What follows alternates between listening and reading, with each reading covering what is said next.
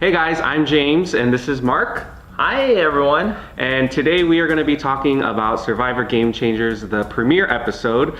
So I actually watched it last night, and Mark, you caught up. Actually a little bit earlier today. Right, and neither of us actually knew it was a 2-hour episode. It was a long episode. Yeah, so right after, spoiler alert, right after Sierra got voted out, I thought it was over, and then it kept going, and... Your spoiler alert, you only gave people 1 second to react to that warning. Okay, so when I edit this, I'll make sure it's More apparent. more apparent, yes. But it was quite a lengthy episode. They really packed in a lot, but it was 2 full hours. Actually, I thought it was 90 minutes when we were looking at the On demand thing. But what did you think of the first episode? You know, it was really good, but my first impression is that since all of these players are game changers or previous players, that they all tried really hard right off the bat. So I don't know how I felt about that. What do you mean by try really hard? Are you thinking like they were making alliances really early? Because I didn't get that sense, even though they were building it up like they're really trying, but I didn't really see that what I'm saying is usually, the first episode we see, the people get to know each other, build shelter, try to develop who's the leader, who's not. But right away, it just went into, okay, we need to vote out the threats, or Tony is, being weird, so he's untrustworthy or whatever. So it just kind of started right away. There's no time to really start off the season the traditional way. Yeah, I think it's again because people have already established like identities in the Survivor world, so there's really no need for us to get any backstory on them, unless some people come back and then they have something to prove, and they usually build up on it. But going back to your comment about the shelter, I did find it very interesting that you thought all of the bamboo was already like laid out for them to build the shelter. Yeah, because I remember in previous episodes, like they show a lot of people like cutting and like trimming off the bamboo, but one of the scenes, they're just carrying perfectly clean bamboo sticks, like it was already laid out for them. Right, and Mark and I have this running joke about how he thinks it's actually a Hollywood set, and this is not really reality TV. I don't believe that whatsoever. Are you still in that mindset that this is fake? I only joke around with that. Yeah, you don't want to offend all of the Survivor fans out there because they're pretty vicious. No, it's just a joke, but it's not like Naked and Afraid.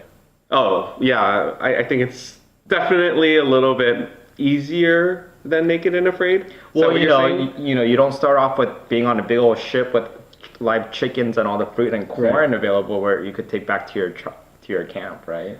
And going back to that, I loved how they started it. Jeff made mention that it's actually how they started off the very first season of Survivor Borneo. If you were on that ship, what items would you grab? Like, you can grab 3 things. What would you grab? It would be food. So all just food? I think so, yeah. So like the chickens, the fruits? I don't know about the chicken because I'm going to be honest. I'm like Thai. Where although I do eat meat and I'm not a vegetarian, but I can't see myself killing a live animal for food. Maybe fish. Maybe fish. Well, then maybe you should get the fishing supplies because the food is very finite if you grab it. And I think sometimes they've had seasons where the food goes bad before they even get to enjoy it, right? I did feel bad when they threw the chickens in because I was like, what if they drown? Like they were in the cage, so... Well, I guess... It floated a little bit? It did float, yeah. Maybe they could swim, too. It could be that. Going back to Ty, there's a scene where he's literally eating the corn and spitting it out to the chickens. Now, if you were hungry and you saw someone doing that, how would you feel? Would you be okay with that, or would you be like, we need to vote this guy out? I would be okay with it as long as Ty was doing that to the corn with his own ration. Okay. So if that was his food, but he decided to share it with the chicken, I have no problem with that. But if he's taking extra food, then, we might have to have a group discussion and see, hey, is this the fair thing to do?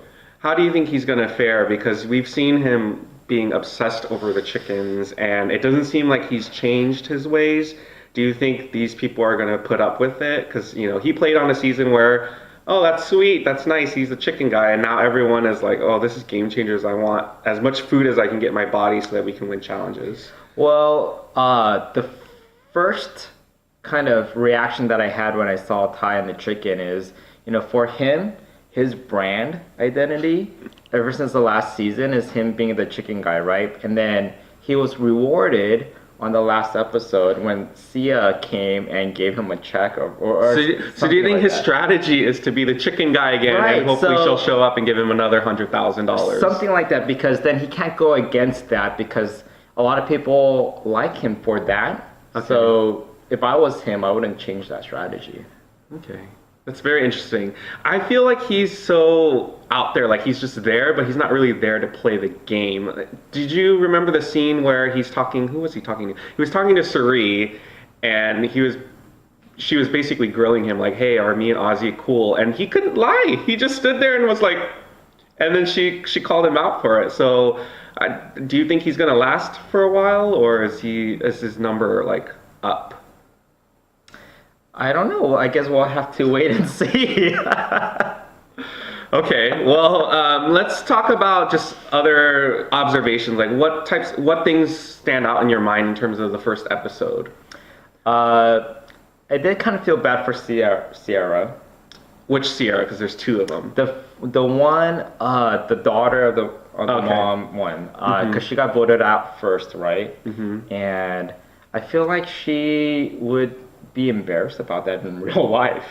Yeah, I think she even had a confessional where she's like, I don't want to be the first one voted out. Yeah. And then she was.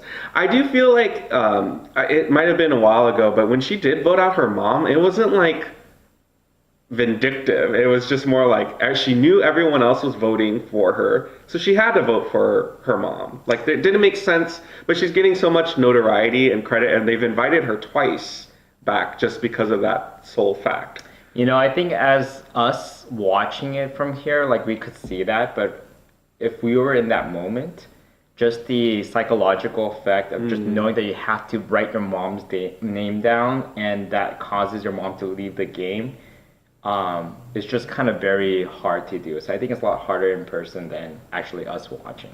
Well, very level-headed. I don't think that deep. I just think like, nope, she's getting too much credit for that small move. So Tony and Sandra were obviously a huge plot line, I guess, in the first episode because they are both former winners. Going into it, it just seemed like the winners already had a huge target on their backs.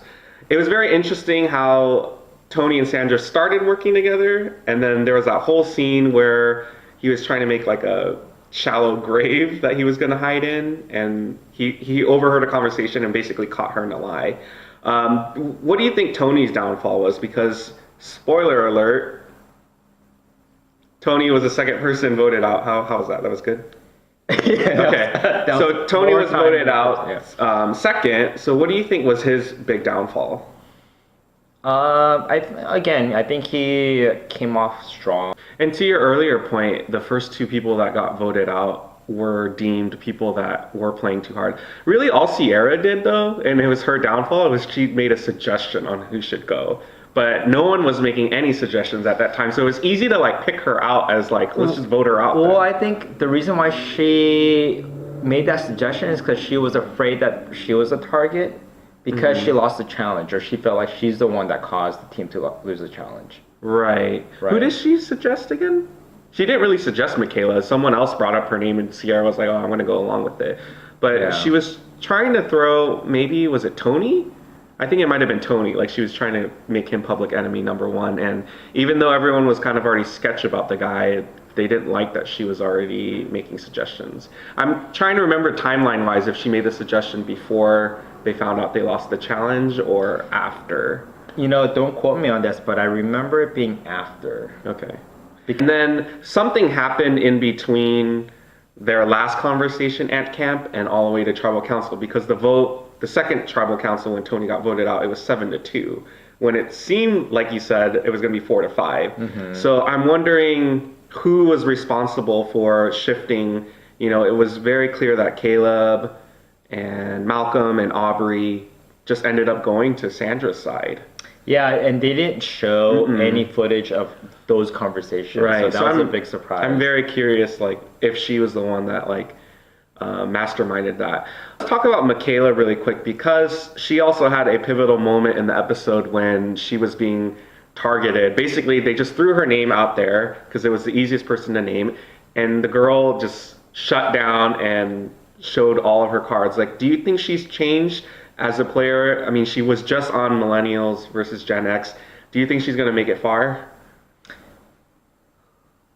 I don't know. I feel like that might have been a wrong move for her to do initially when she was very upset and not wanting to be a team player. And I think that's going to haunt her back again in the near future and perhaps might not go far because of it. Yeah. She's relatively young, I'd say. Well, she was on the Millennial tribe, so she has to be young. But she just doesn't seem like she's in control of her emotions. Even though she tells herself, I need to do this, this, and that, she doesn't do it. She just, whatever she's feeling, she ends up like going with it. But I do think she's not an easy pushover. So, you know, it seems like Sandra is the mastermind and has this like control over people where they just listen to her. I don't think Michaela would follow Sandra. No. The way how she might want.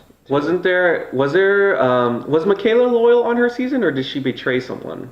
I don't think she betrayed anyone. She got betrayed, and she was super pissed about that. She was pissed, yeah. But you're right. I do feel like there was a couple episodes where she had tension with, I think her name was Figgy, but then she still voted with them, but she didn't like her. So she does whatever she can to keep this. She's very old school in that mindset where you want to keep the tribe strong. Yeah. But then there's all of these people also seem like I need to keep people around that are going to vote with me, not against me. Let's look at the Nuku tribe very briefly.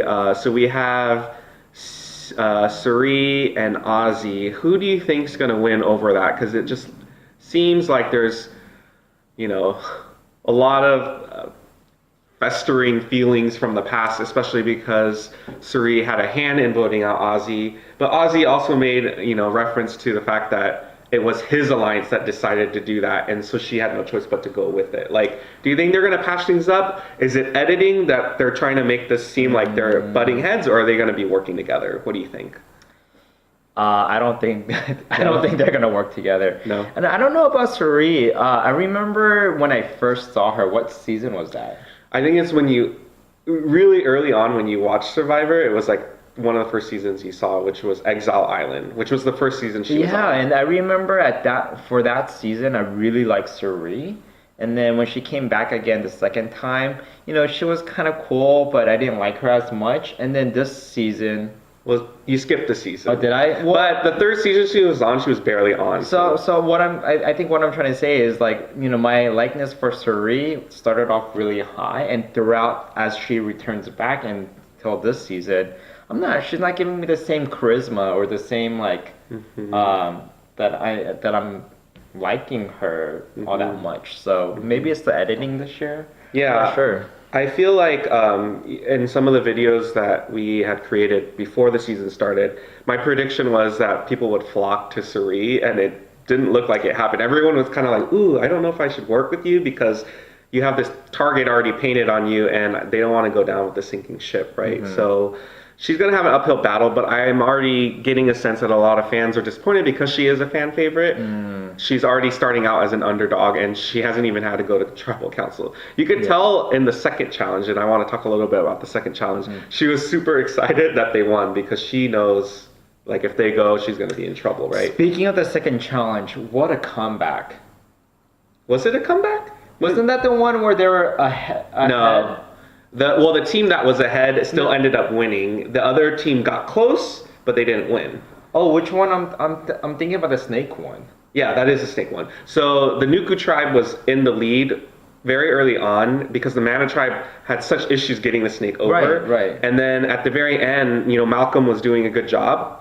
They were editing it like he was going to win, but then JT pulled it out and they ended up winning. It was very close though. Yeah. Oh, okay. I was thinking it was going to go the other way too. Yeah. Right. But never mind. But that snake, you know, they said it was around 400 pounds, and I was disappointed because, they keep blaming Sandra for being weak, but if you remember Jeff during that challenge, he was just standing on the little bamboo thing and didn't even do anything. He was useful when he climbed over and he was using his weight to drag the snake down. But well, I mean, can one argue Jeff what's his name, Jeff? Yeah, Jeff. Just standing, trying to look and conserving his energy, it was better for that challenge versus Sandra, who might have tried, but maybe had no positive impact in untying the knots. And she's just wasting her energy, which might slow down the tribe even more. So, I mean, we don't really know that. Did she do anything? I can't even remember. Did they split that challenge up where there were some people on the beach where they didn't have to swim? I feel, or am I getting that? I know for sure they did that for the first challenge. Oh, I don't remember. But for the second one, I think it highlights her being a weak player because they keep assigning her to, you do the puzzle because we can't trust that you'll be able to carry the snake over. It looks like there's hidden immunity idols out there, but no one's yet found anything. There was an advantage that Sierra got, which was the ability to be immune at certain numbers. So if there's 13 people. Who was the one that first kind of should have noticed the secret advantage, but totally missed it? It was Andrea. So Andrea, she just lifted it and didn't see it, and then Sierra picked it up. And I don't know if you remember that one season. What was that season called? Second Chances? Do you remember someone named Kelly Wentworth? Yeah. So people are hyping up who's going to be the Kelly Wentworth of this season, because Kelly Wentworth, when she was first on, she didn't really have any impact on the game. She left before the jury started, and then people didn't know her, and they questioned, why is she back for Second Chances? And then she had such a positive edit. She was an underdog. She found idols. Who do you think's going to be that in this cast? Well, not Andrea, because she didn't find... Well, I mean, that is a point, but you don't necessarily have to find idol. Who's going to be the one that really turns around their edit? And I'll name out some people because there were clear people that didn't really make it far on their seasons. Haley is one of them, and Sierra's the other, and maybe Sarah. I don't really remember this guy. Troyzan, you were not invested in that season whatsoever. Okay. I think once it got to a certain point, you kind of checked out. And Brad also. Brad was the loved one. Yeah, he was on the family Blood versus Water season, and he was cut short, but it seems like he's learning. And I don't remember doing well the first time. No, Sarah got voted. I think she may have been either right before jury or first member of the jury, but she was on the same season as Tony. Right. They were both cops, right? Right. Yeah. So yeah, who do you think would be the one that really shifts? I think Sierra. Yeah. Just Sierra. Well, the other one doesn't exist anymore. Oh, right. No, the blonde hair Sierra. Okay. Yeah, she's had a couple of confessionals where she acknowledges, actually it was very interesting because there was a scene where Jeff was describing all of the castaways that came back, and when they said quiet ones, they did a close-up of her face during that part, which is very interesting because I guess, in her season, she didn't really make big moves, and that's one thing that I feel like they keep reminding us is it's not that they changed the game, it was that they have the potential to make big moves. So there were a couple people on this cast where it didn't make sense why they're back, but they just, when they're selecting a cast, they just assume, well, this person will do whatever it takes to win the game. So well, I mean, to that point, Caleb, we don't know if it's a game changer, but we don't know that because he left sick or injured. And during one of the interactions that Jeff had with Caleb, he said, I think it was tribal council, Jeff said oh, well, no one knows your style of gameplay, but don't you think people would imagine he would play very similar to how he was on Big Brother? He was on a reality show. I think people forgot about that, but he, but in my mind, they don't mention that, and I think they don't want to credit another reality show. Yeah, I mean, they mentioned it the very first season he was on, but now I'm pretty sure someone mentioned it and they edited it out because they don't want to name drop. Yeah, they don't. At least it's on CBS still, though. Same network, but different producer. Yeah. So I just imagine he would still play a very loyal game. I don't know. Well, the first episode, Caleb looked a little paranoid. So when Tony ran off and woo, whatever, Caleb's like, oh, we need to follow him. I mean, he had this serious look on his face. I remember. Well, was it him and Sandra that actually followed Tony? I thought that was a bonehead move to like, even if it was just to stir up the pot, it just made him public enemy number one. Even though he wasn't the first one voted out, it probably made it worse than him just going with the flow, right? Then again, you know, I think Tony was, like what I said about Ty, like Tony might feel like he has his own like brand identity. So are they being like celebrities on Survivor? He wants to carry on that perception of his from people. And, you know, from day one, he's doing that. He doesn't have to build that up because we already know him. So he made that llama noise when he ran off because he was probably known for his llama laugh. Yeah, he was known for that. Right? So I think he was just trying to be him in the way how we think he is. Okay. So he's playing it up for the cameras is what you're saying. Yeah. Okay. I think they're also smart and, you know, yes, they want to win the game and they want to get the title of the sole survivor, but I think because they've been on previous seasons, that they're also trying to get, you know, an opportunity to expose themselves more to the public. I mean, people are making an argument when new people come on the show, they end up being so over the top that when they have an opportunity to get invited back, it's like, well, that guy really loved the chickens. Let's invite him back. So now it's getting to the point where it's like, am I seeing the person for who they truly are, or are they hamming it up? Or is this their version of Kim K's reality show, where they just want to become famous? It did not just make mention of Kim K in a Survivor video. We're going to get ostracized for that.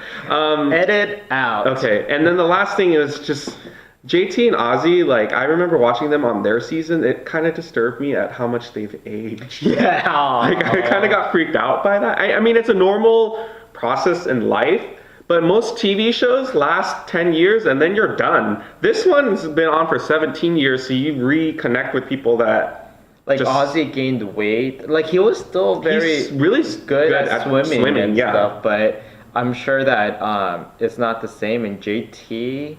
He did age. He looks old now. Yeah. It was kind of depressing. I don't know why it depressed me, but I just felt like these are players that I like grew up watching. But the weird thing is, I don't think Tony aged. He looked relatively the same to me. Well, granted, he was only on, what, 2 seasons? Or 2 or 3, not too long ago. So. And I think Jeff? He was really young when he was on Australia. He was on the 2nd season. Oh, was he? But... I think the first time you had seen him, he already looked like right. But I was seeing the change. Everyone else pretty much looks the same. And then the second to last thing I want to talk about was the tribal council set. What did you think of it? I was really over the top. Remind me. I just felt like it kind of reminded me of them trying to do like a pirate type theme. And then there was even like a little shack or lighthouse thing that they would actually walk into to write like who they wanted to vote out. It just seemed very Hollywood set, to your point. Yeah. You know, I'm gonna be honest. I didn't even realize, but now that you say it, there was a lot more set to it. Usually it's very like, I don't know, a tiki hut or like jungle. This one just seemed like there was a lot more structural, like man-made things that made it feel very like Disneyland. Yes, exactly, like Disneyland. a set. And even the music going into tribal council was very different as well.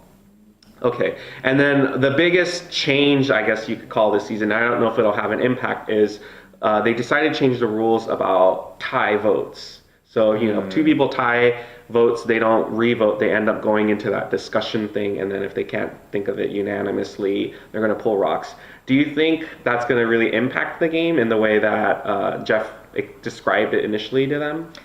I saw people's reaction and they're like, oh, this is a new change, but I didn't think it's all that different from the original rule, because I've seen ties where when they re-vote it ends up being another tie. Yeah. And then they have to pick rocks anyways. Mm-hmm. So I think we're just taking out the element of re-voting again. Yeah, but at least when you revote, you have the opportunity to like, oh, I don't want to go to rocks, I'm going to flip. And more often than not, people flip. The rocks only occur like once in a blue moon. Because I remember, maybe it was the last season where people were just kind of afraid to revote. I think it was because Jessica pulled the rock, and we just felt so bad for her because they're like, out of everyone that pulls a rock, we hope that she doesn't because she would be the most devastated. And the survivor gods decided she was like, to. Yeah, and then she was very sad, and I still remember the look on her face with her eye infection. She should have came back to this season. Yeah, I mean, Zeke and Michaela were actually not my top people to come Jessica back. should have came back. I think Jessica, Jay, David, the guy that was afraid of nature, the bald guy. Oh yeah, those are all good picks too. So Zeke and Michaela were just kind of surprising choices to me. So to end this video, we want to talk about who's most likely to get voted off next. It's hard to keep it within the tribes because if you have seen the preview for next week, they're already dropping buffs.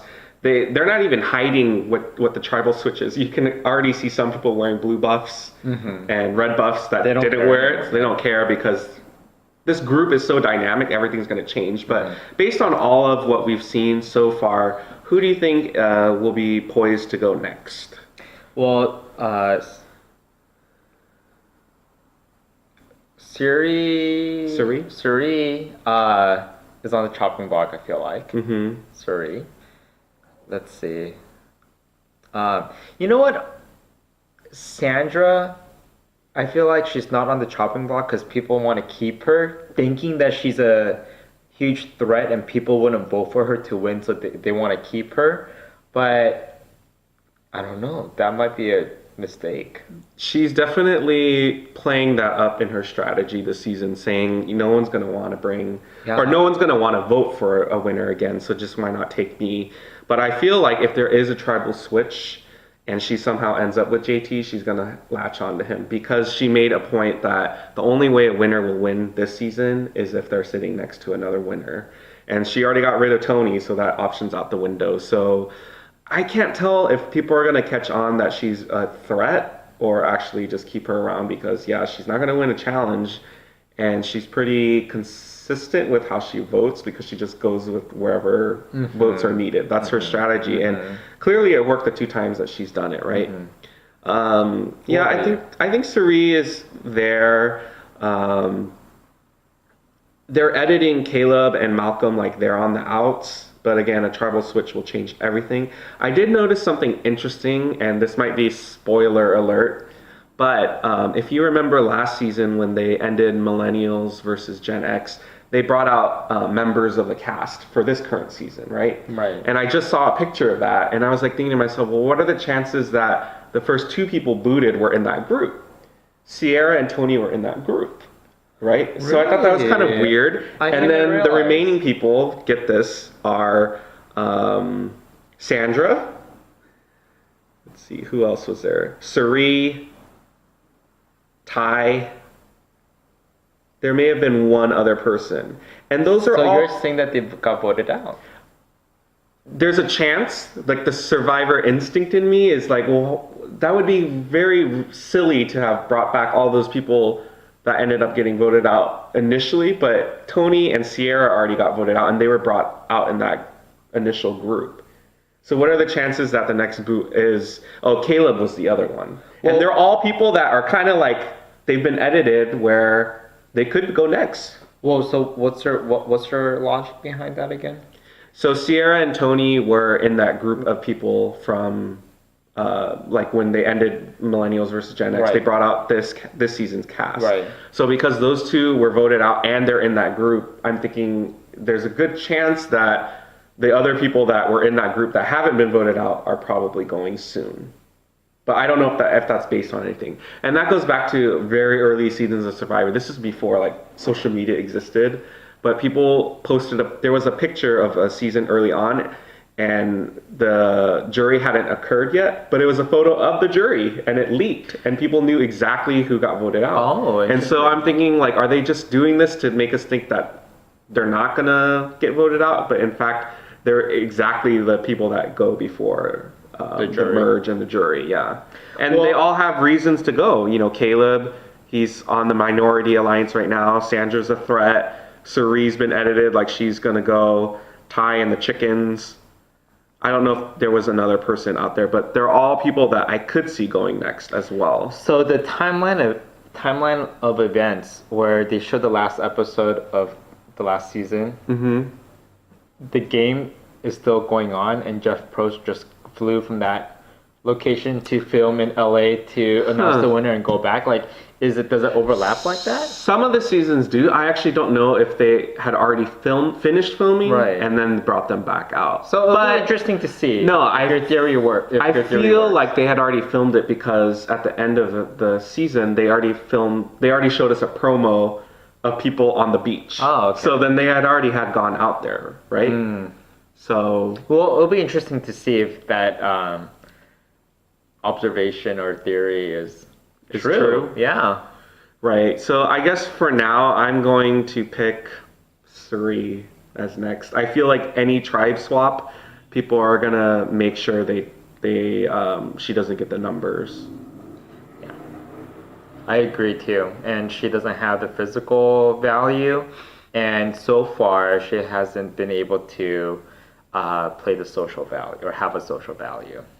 You mean like a social game? Social game. Have a social value. Have a social game, yeah. All right, well, if you guys enjoyed this video, make sure you give us a big, you put your thumbs up too, thumbs up, comment and subscribe. Let us know what you guys think about the Survivor Game Changers premiere. We're hoping to do this once a week after the episode airs. Usually not on Wednesday because that's just like right away, and we usually don't catch it until later on in the week, but we'd love to hear any questions that you guys might want us to answer in the next video, and we'll see you guys next time. Bye.